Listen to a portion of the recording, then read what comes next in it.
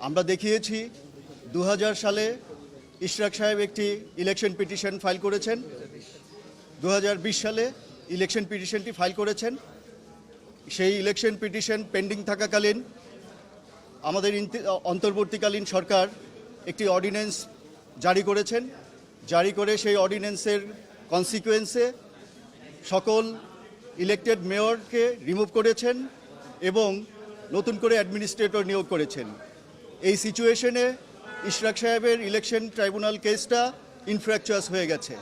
তারপরেও উনি দুইজন ভুয়া লোক সাজিয়ে পাওয়ার অফ অ্যাটর্নি ব্যতীত দুইজন লোককে এনে ইলেকশন কেসটার প্রেয়ার সংশোধন করেছেন।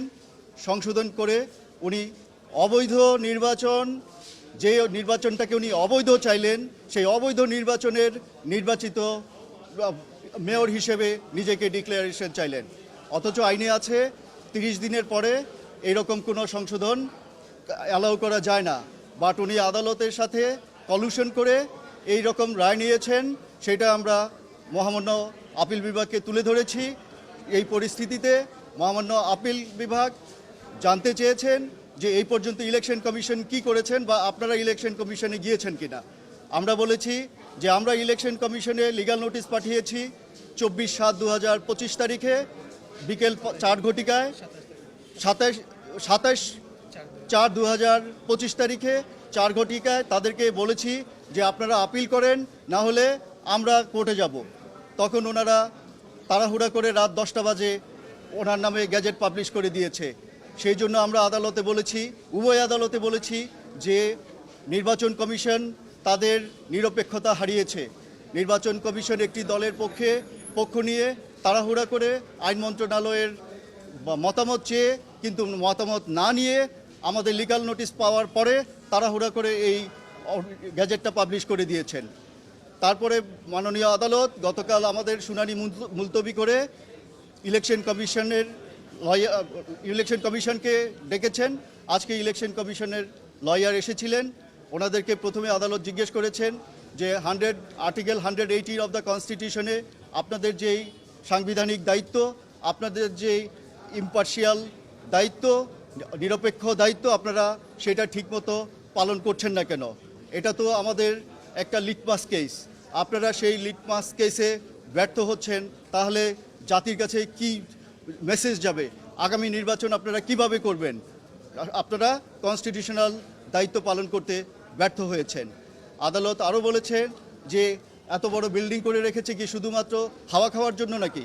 আপনাদের তো দায়িত্ব আছে, আপনারা জনগণের ইলেকশনের রাইট এনশিওর করবেন। মাননীয় আদালত এরকম অবজারভেশন দিয়ে আজকে মোকদ্দমাটি নিষ্পত্তি করে দিয়েছেন। আমরা আশা করব ইলেকশন কমিশন যথাশীঘ্র এটার বিরুদ্ধে আপিল দায়ের করবে। আর যদি ওনারা আপিল দায়ের করতে ব্যর্থ হয় তাহলে আমরা আবার আইনগত ব্যবস্থা নিব ইনশাল্লাহ। শেষ হয়ে গেছে, কোনো গেজেট শপথ পড়ানোর কোনো স্কোপ নাই, এখন আর মেয়াদি শেষ। এখন আর গেজেট পড়াবো, গেজেট দিয়ে কি হবে?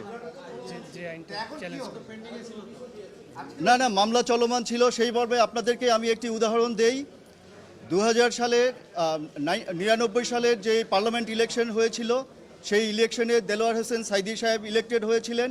সেই ইলেকশন রেজাল্ট চ্যালেঞ্জ করে সুধাংশু শেখর হালদার বাবু হাইকোর্টে ইলেকশন পিটিশন ফাইল করেছিলেন। সেই ইলেকশন পিটিশনে হালদার বাবু জয়লাভ করেন। করার পরে দেলোয়ার হোসেন সাইদি সাহেব মহামান্য আপিল বিভাগে civil petition for leave to appeal দায়ের করেন। সেই লিভ টু আপিল নিষ্পত্তি হওয়ার আগে সংসদের মেয়াদ শেষ হয়ে যায়। তখন উক্ত মামলাটি মহামান্য আপিল বিভাগ ইনফ্র্যাকচুয়াস বলে খারিজ করে দেন। সুতরাং এইটা ব্যাখ্যা করবার কোনো সুযোগ নেই যে মেয়াদ শেষ হয়ে যাওয়ার পরেও মামলা ছিল বলে উনি আবার করবেন, শপথ দিবেন, এটা নয়। উনি আপিল করেছেন না, প্রতিদ্বন্দ্বী প্রার্থীর আপিল করবার বিধান, যেহেতু প্রতিদ্বন্দ্বী প্রার্থীরা কিংবা অন্য কোনো প্রার্থী অথবা নির্বাচন কমিশন যেহেতু কোনো আপিল করেনি, আমরা নির্বাচন কমিশনকে লিগ্যাল নোটিশ দিয়ে বলেছিলাম যে আপনারা দ্রুততার সাথে এটার বিরুদ্ধে আপিল করেন। কারণ হচ্ছে এই জাজমেন্টটা একটা ফ্রডুলেন্ট জাজমেন্ট, তারা in collision with the court এই জাজমেন্ট নিয়েছে। সো আপনারা এটার বিরুদ্ধে আপিল করেন। আমরা তাদেরকে সময় দিয়েছি 3 দিন, ওনারা আপিল করেননি। এই আপিল না করে ওনারা আমার নোটিশ 4টায় পেয়ে রাত 10টায় গেজেট পাবলিশ করে দিয়েছেন। এইভাবে উনি ওনাদের নিরপেক্ষতা হারিয়েছেন। সেইটা আমরা আদালতের কাছে তুলে ধরেছি।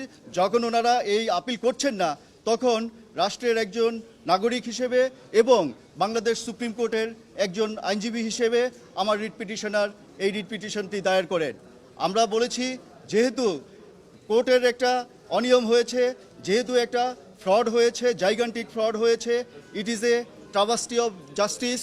সো এখানে as a member of the bar, as an officer of the court, as a lawyer, every lawyer has right to file writ petition as a form of public interest litigation.